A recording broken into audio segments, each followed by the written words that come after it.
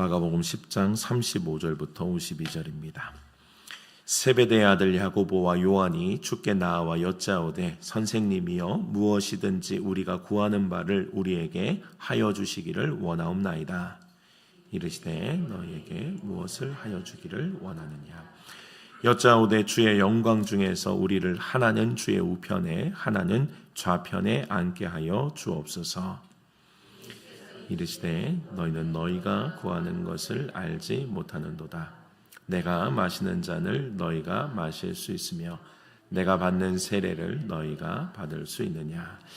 그들이 말하되 할 수 있나이다. 예수께서 이르시되 너희는 내가 마시는 잔을 마시며 내가 받는 세례를 받으려니와 내 좌우편에 앉는 것은 내가 줄 것이 아니라 누구를 위하여 준비되었든지 그들이 얻을 것이니라.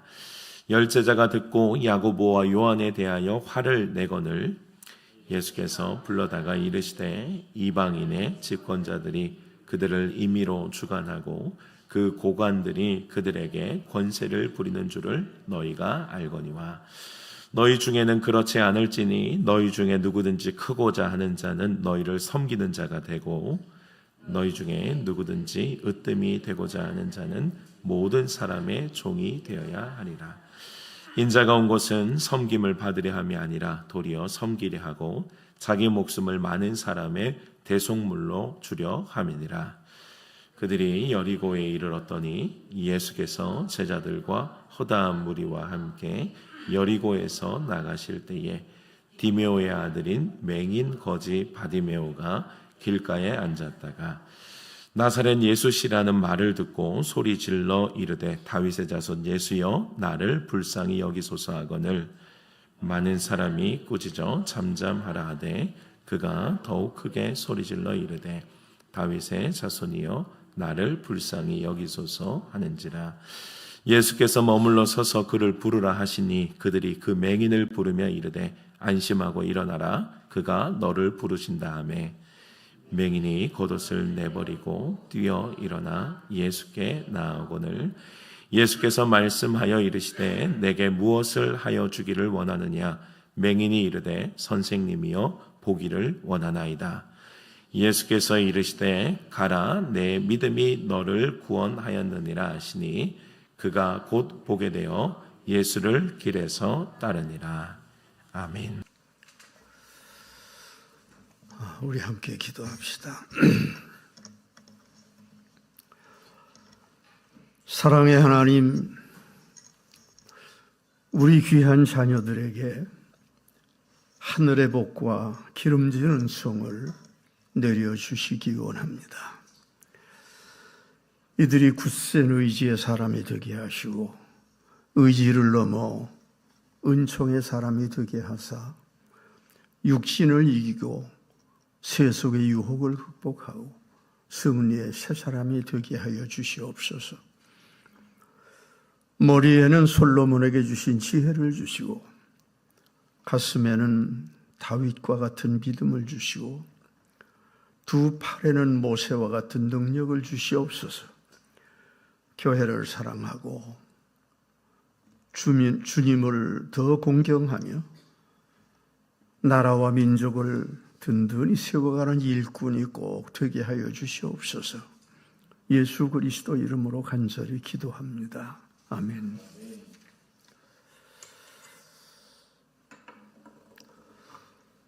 여러분, 미래지향적 인물이 나라를 건실하게 세워가는 주체가 아닙니다. 적어도 반세기를 지향하는 사람이라야 굳건하게 내일을 열어가시오. 전에 중국 연결시에서 조선족의 문화 소장이었던 김재권 씨를 만났는데 이런 말을 하더라고요. 중국 사람은 개인의 계획이라도 10년은 내다보고 세웁니다. 국가는 적어도 50년 내지 100년을 바라보는 전략을 짜죠. 그런데 우리 조국은 그렇지 못하는 것이 안타깝습니다. 그 말을 듣고 그 부당한 언급으로 여겨져서 못 들은 척하고 그냥 넘어갔어요. 둘이 있었으니까. 그런데 여러분, 지금 우리의 상황을 보면 그 말이 자꾸 거듭 들려와요. 가슴을 찌릅니다. 정말 그래야 되겠다, 이런 게 느껴지는 거예요. 여러분, 반드시 의지적 인재가 돼요. 의지적인 인재가 일어서서 적어도 반세기 이상을, 50년 이상을 주목하는 그런 지도력이 돼야 되거든요. 그래야 나라가 바로 세워져 가요. 그리고 거기 멈추면 안 되죠.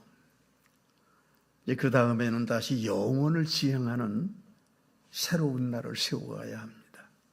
그게 세 단계거든요. 여러분, 이제는 반드시 그 세 단계를 넘어가야 돼요. 세 단계.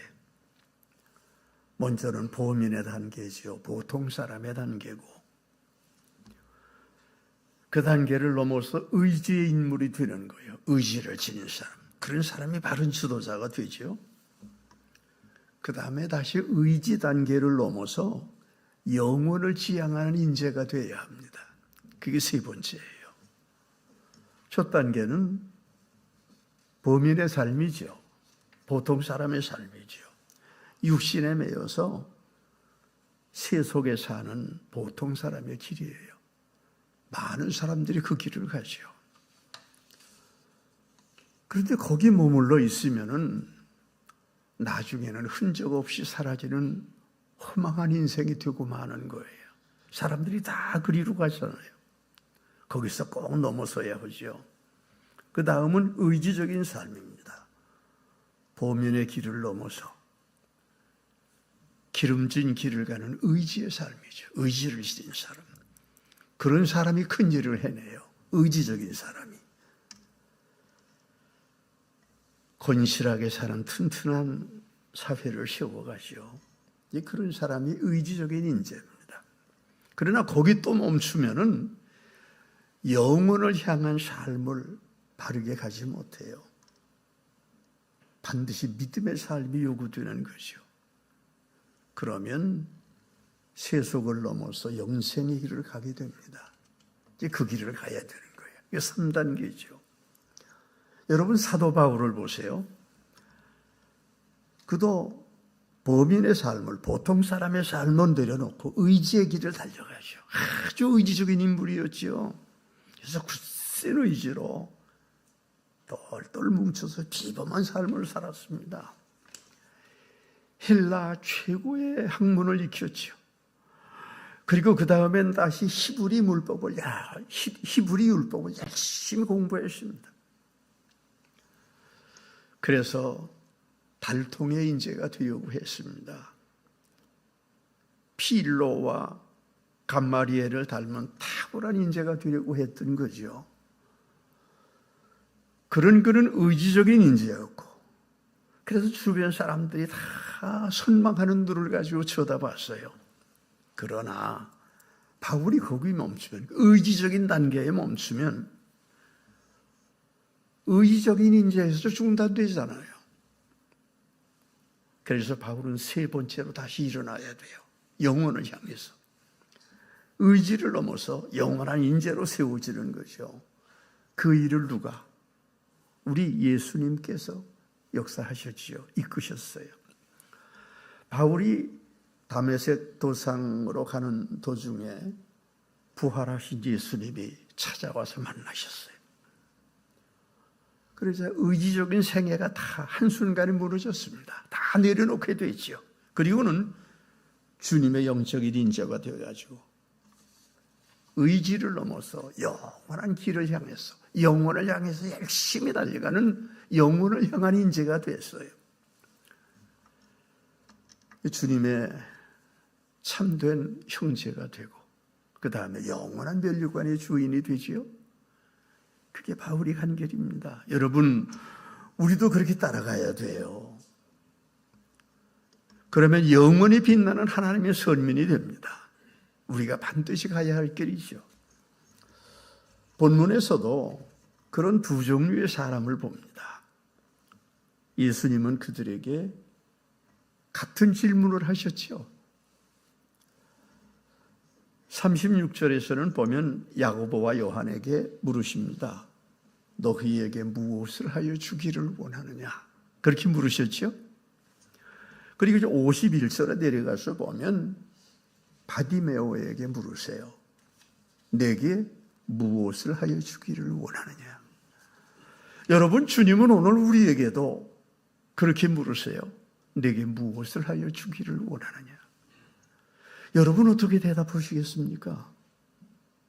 그 질문은 미래지향의 새로운 문을 열려고 하시는 주님의 뜻이거든요. 그래서 물으시는 거예요. 본문에서 보시면 야고보와 요한은 아주 지나친 야망을 주님 앞에서 토해냈잖아요. 본문 37절에 보시면 주의 영광 중에서 우리를, 그 형제예요, 우리를 하나는 주님의 우편에 하나는 주님의 좌편에 앉게 하여 주옵소서.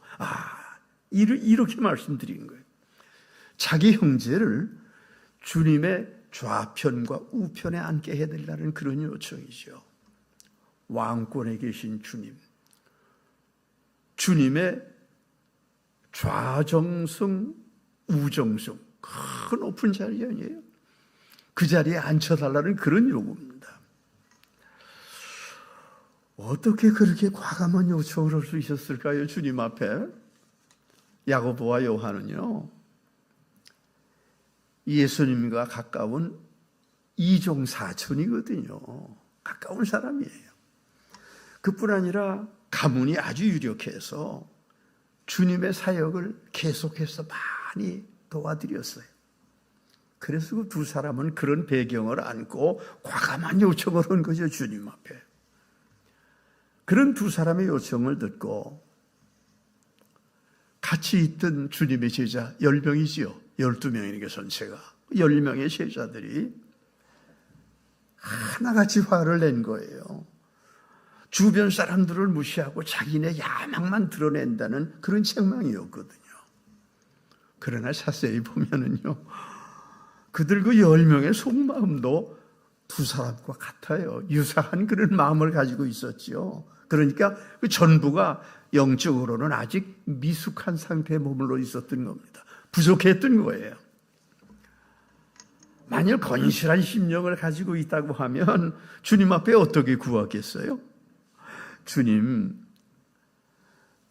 전에 문지기라도 좋습니다. 그저 어디서나 주님을 섬기고 따르겠으니 어떤 자리라도 저희에게 주세요. 그렇게 하지 않겠어요? 아마 좋은 높은 심령이었으면 그렇게 구했을 거예요. 그런데 제자들은 아직 그러지를 못했지요. 특히 야고보와 요한은 아주 엉뚱한 요청을 한 거예요. 주님이 답답하시죠. 주께서 뭐라고 말씀하세요? 너희가 구하는 것을 알지 못하는 것. 지금 둘이 뭐라고 그랬어요? 하나님이 주님이 왕이 되고 우리는 왕 양쪽에 있는 아주 높은 자리에 우리를 앉혀주세요. 그런 거 아니에요? 근데 그 말씀을 들으시고 주님이 답답하게 말씀을 하시죠. 너희가 구하는 것을 알지 못하는도다. 주님이 하신 말씀이에요. 너희가 구하는 것을 너희가 모르는구나. 너희가 영적인 차원에 이르지 못해서 그런 말을 하는구나. 그런 뜻이지요. 안타까운 말씀이에요. 여러분, 주님은 잠시 후에 어떻게 돼요? 잠시 뒤에 우리 주님은 대속의 십자가를 지시게 되잖아요. 십자가를 지고 돌아가시게 되잖아요. 그 처참한 길에 좌우에서 그들이 함께 서서 갈 수가 있겠어요? 그런데 제자들은 아주 영적인 눈을 뜨지 못했거든요. 그래가지고 그 처참한 길에 좌우를 함께 선다는 거 알지를 못했죠. 그래가지고 주님 앞에 구한 거예요. 그래서 주님이 답답해 하시는 거죠. 영적으로 바로 서면 어떻게 될까요? 자, 먼저 예수님을 보세요. 예수님은요, 그 하나님 곁에 계시다가 그 뭐 내려놓고 이 낮은 세상으로 오셨잖아요. 우리를 닮아가지고. 그러니까 주님은 자신이 높아지려고 오시는 게 아니잖아요. 그 높은 자리에서 내려오셨고, 그리고 그 다음에는요, 더 낮은 길을 가시려고 하지요.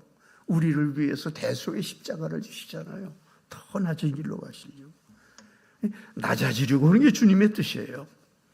낮아지셔서 이 땅에 오셨고, 더욱 낮은 대속의 희생을 지금 준비하고 계신 거예요.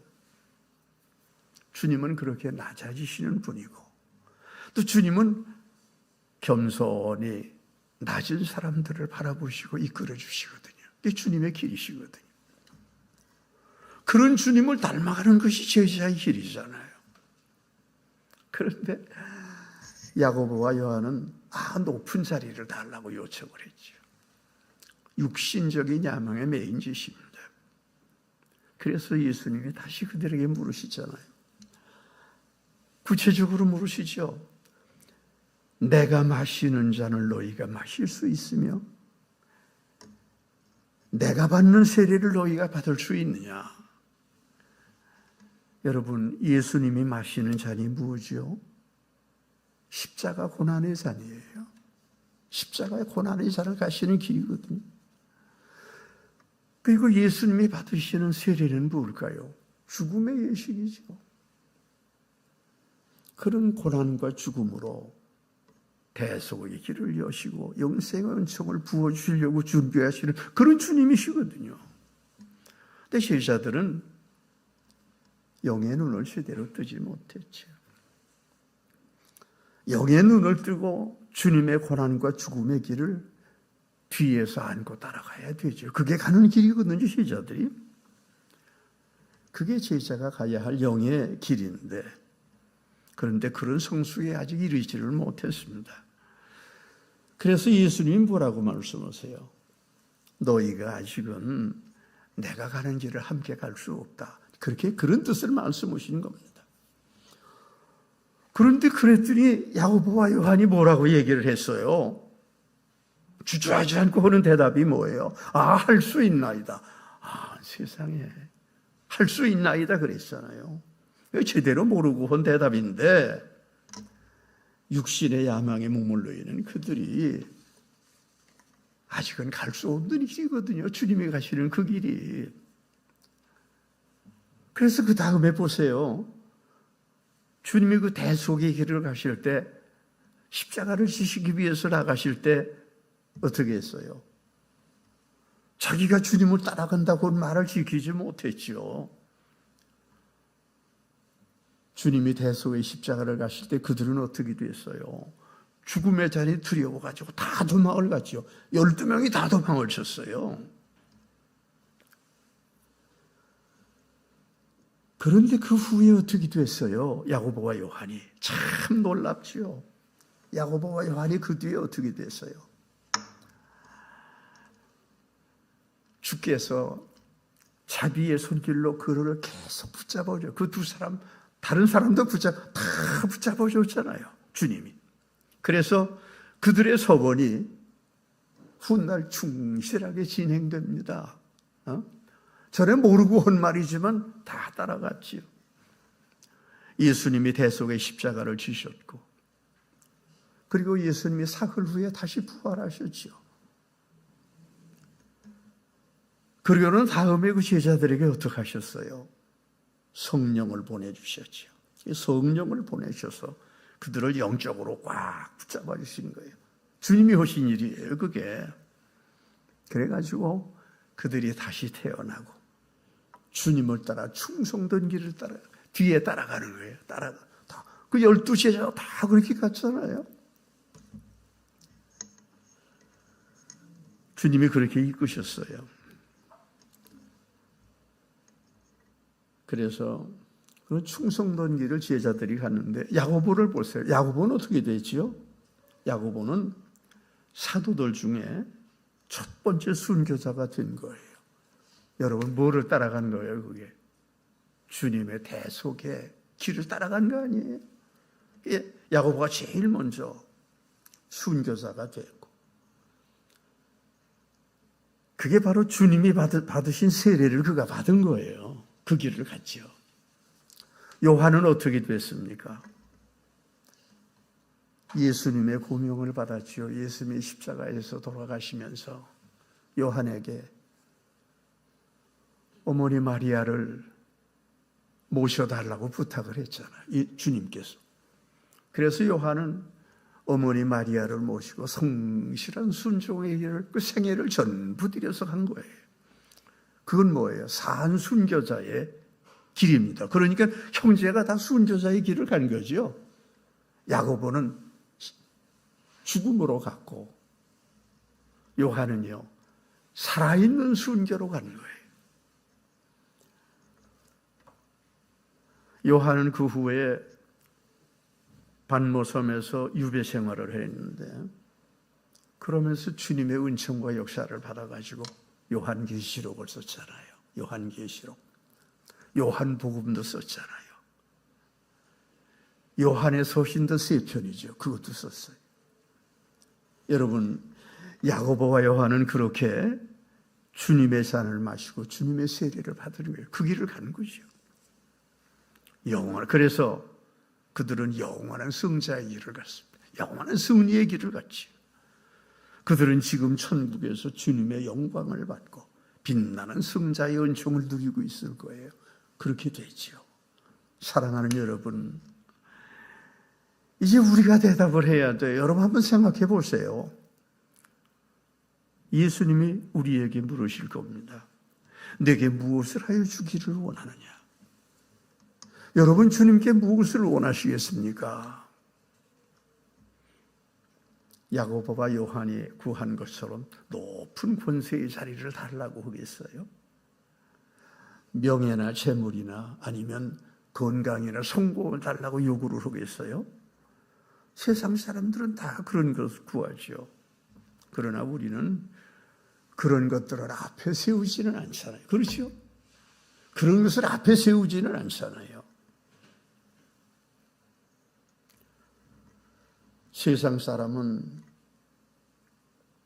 큰 돈을 금고에 넣어두고 그리고도 보면은 심령이 가난 속에 허덕이는 그런 사람들이 많아요. 세상엔 그렇잖아요.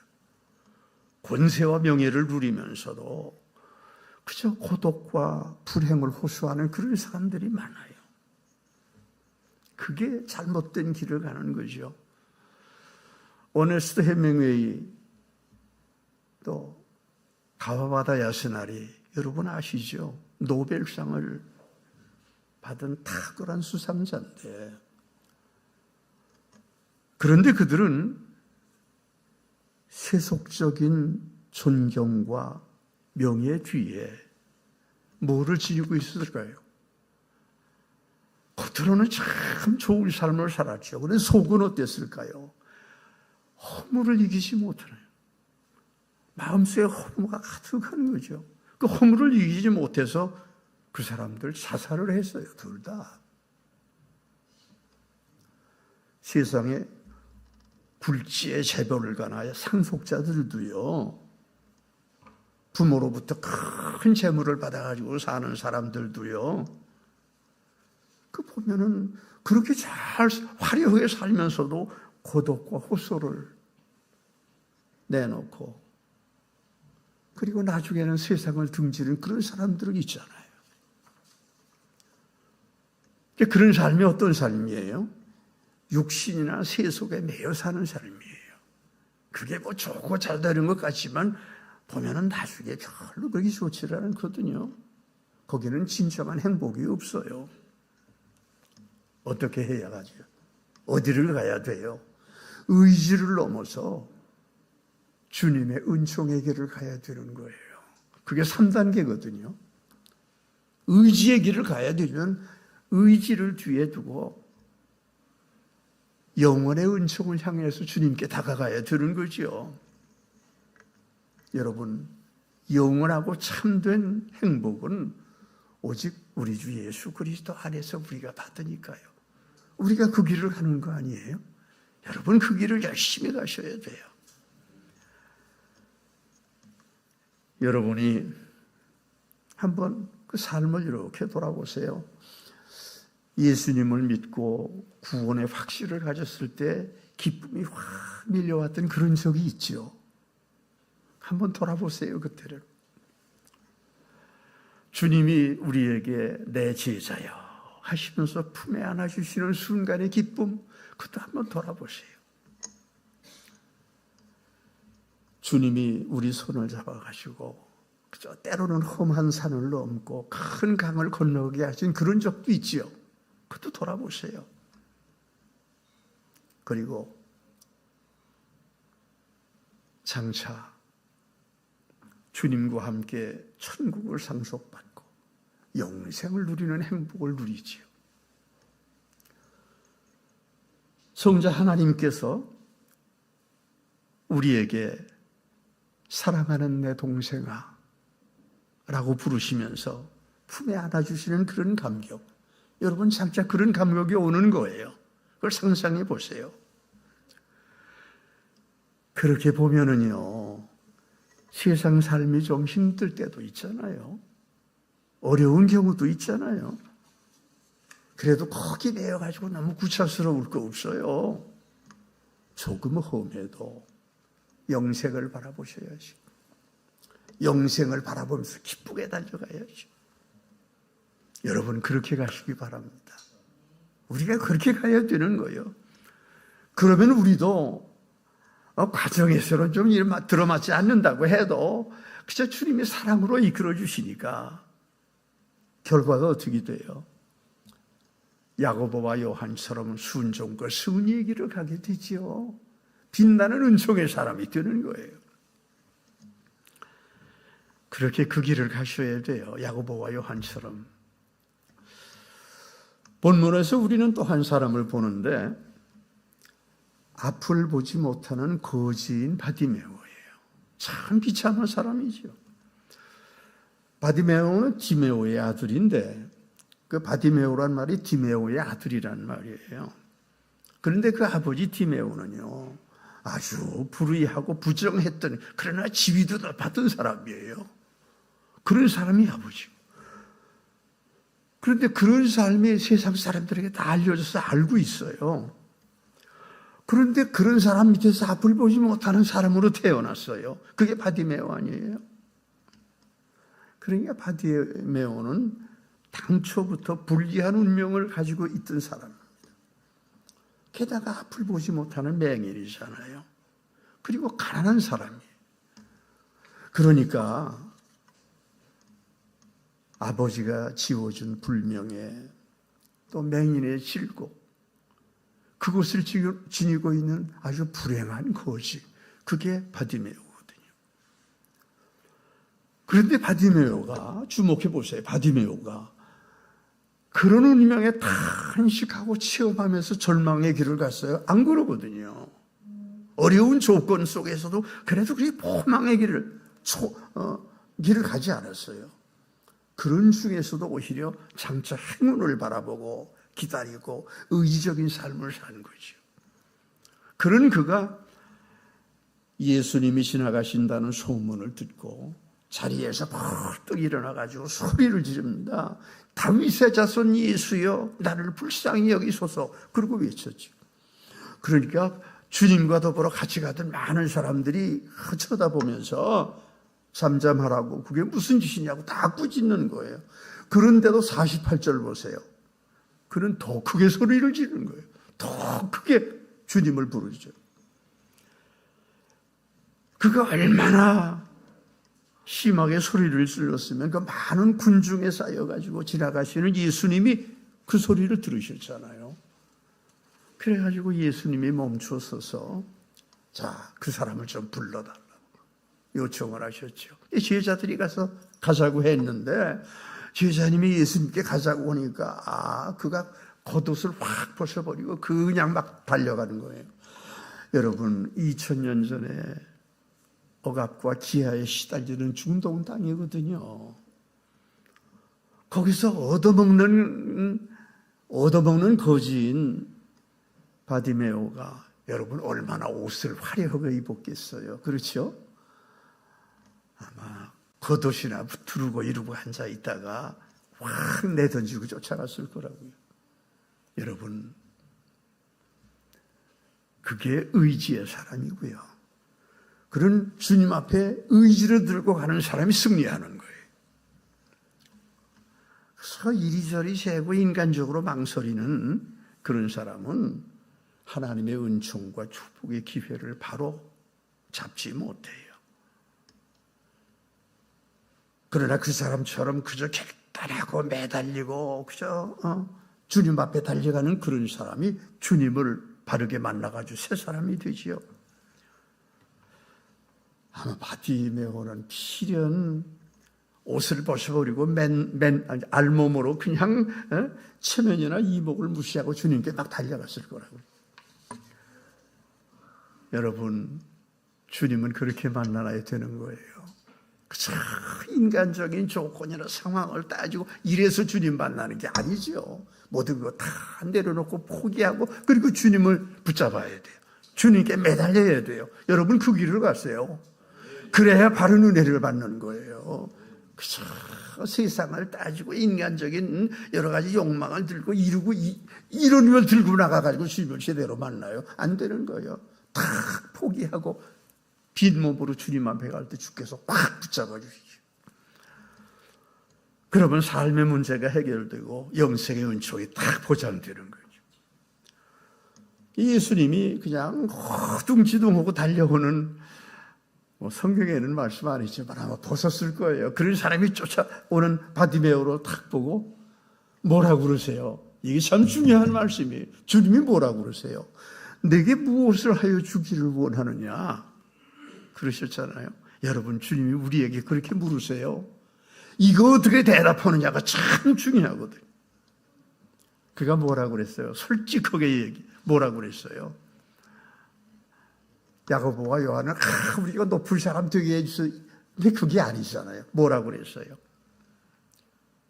선생님이요 보기를 원하나이다. 앞을 보지 못하는 사람 아니에요? 그게 죽으심 아니에요? 여러분 한 맺힌 소원을 분수처럼 토해낸 것이요. 여러분 주님 앞에서 간구는 그래야 돼요. 세상의 상황을 보고 남들의 처지를 봐서 이런 게 아니에요. 기도는요. 그런 게 아니에요. 내 속에 있는 진실하고 깊은 것을 주님하고 매달려야 되죠. 주께서 그거 받으시면 확 뒤집어 주시는 거예요. 여러분 그런 사람들이 되시기 바랍니다.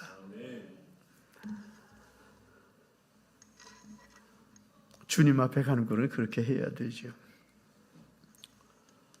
소원이 가슴 속에 웅어리를 씌고 심장 속에 한으로 맺혀 있던 그 아주 깊고 중심적인 내 마음 속에 있는 그 중심체, 입을 열면 그것이 탁 터져나오는 거 당연하잖아요. 여러분도 아주 진실하고 정직한 내 마음속에 소망이 있잖아요. 주님 앞에 그것을 진심으로 내놓은 그런 기도가 돼요. 기도는 그런 것이 중요한 거예요. 탁 주님 앞에 내놓으면 주께서 그 간구를 탁 받아주시죠. 그런 기도가 주님을 움직여서 기적을 가지고 와요. 여러분 기적을 만나고 싶으세요? 기적의 결과는 그렇게 오는 거예요. 그런 것을 토해낼 때 주께서 탁 받으시고 기적의 역사를 이루시죠. 아무 꾸밈이 없어야 돼요. 그래서 있는 그대로 진실한 말씀을 드릴 수 있어야 되지. 주님 앞에. 주께서 그 소원을 탁 들으시고 뭐라고 그러세요? 가라. 내 믿음이 너를 구원하였느니라. 세상에 너의 간구가 너를 구원해 준 거예요. 주님이 그렇게 말씀하셨잖아요. 그 가슴 속에 맺혀있던 것을 탁 털어놓고 주께서 그거 탁 받으셨거든요. 그리고 해결해 주시는 것이. 주께서 그런 말씀이에요. 가라. 내 믿음이 너를 구원하였느니라. 바디메오는 즉시 눈을 떠서 보게 됐죠. 눈이 탁 열리는 거예요. 그 순간에 눈이 탁 열리니까 불행과 불운의 눈이 확 사라져가는 거죠. 운명의 굴레가 부서지고 가난의 족쇄가 탁 해결되는 거죠. 새로운 인생 문이 탁 열리고, 여러분 그런 중심을 주님 앞에서 솔직히 간구할 때 주께서 역사하시고, 그러면 새로운 인생의 문이 확 열리는 것이죠. 새로운 인생의 문이. 그런데 그보다도 더 귀한 것은 뭔가? 그가 믿음으로 다시 태어나는 겁니다. 그게 가장 중요하죠. 그는 그 후에 확실한 구원의 자녀가 돼. 52절 보세요. 52절 보면 그가 곧 보게 되어 예수를 길에서 따르니라. 예수님을 따라가는 것이. 그는 기뻐하고 찬양하며 주님을 열심히 따라갔습니다. 가장 추원한 자리에서 가장 귀한 자리로 확 옮겨지는 거죠.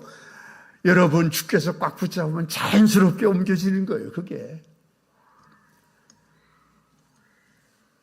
가장 불행했던 사람이 가장 행복한 사역자로 바뀌는 거죠. 전설에서 보면은 그 바디메오는 그 후에요, 초대교회에서 아주 훌륭한 지도자가 됐다 합니다. 교회 지도자가 된 거예요. 주님을 만나 다시 태어나면 누구나 그런 운명의 전환을 받게 돼요.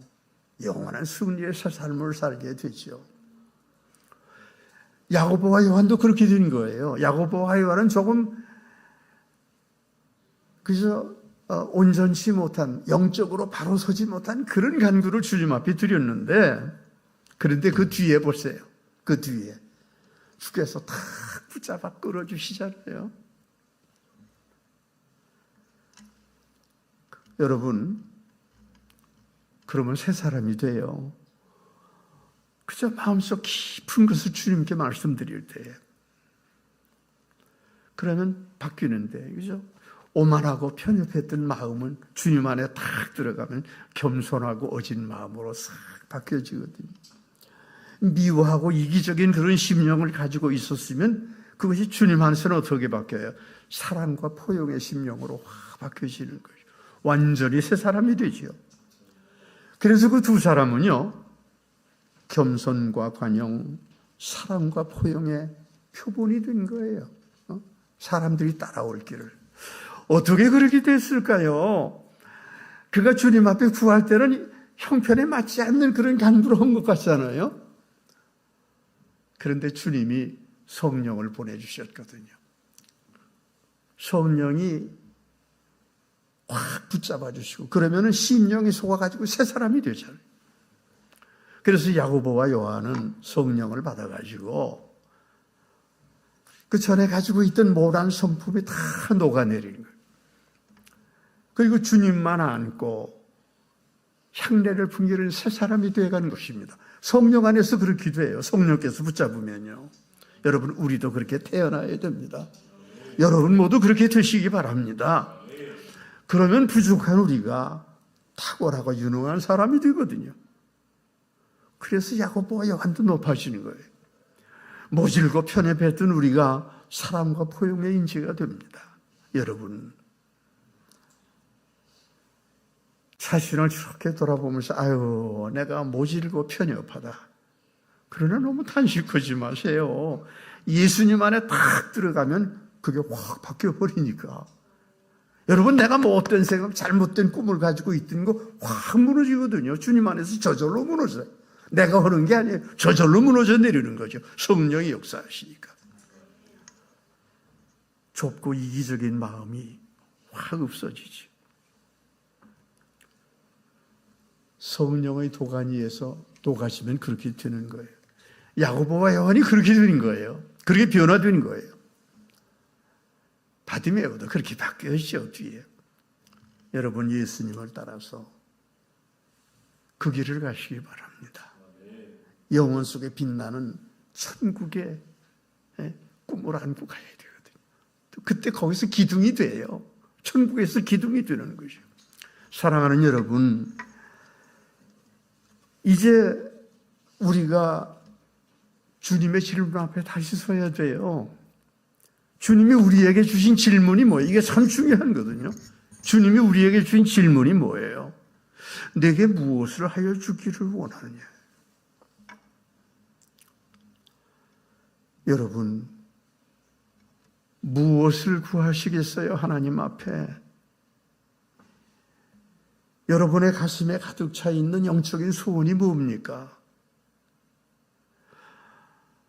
그거 따지고 이거 인간적으로 그럴 거 없어요. 바디메오처럼. 그래서 내가 본질적으로 가지고 있는 그런 뜨거운 소망이 분수처럼 주님 앞에 터져나와야 되는 거예요. 나의 진실한 내 속에 있는 가장 간절한 그 소원을 누구에게? 주님께 가장 진실하게 간구해야 되는 거죠. 주님이 들어주시고 다 선이 이끌어 주십니다. 너무 인간적으로 계산하고 따지고 이거 앞세우지 마세요. 그걸 내려놓고 그저 주님 앞에 서야 돼요.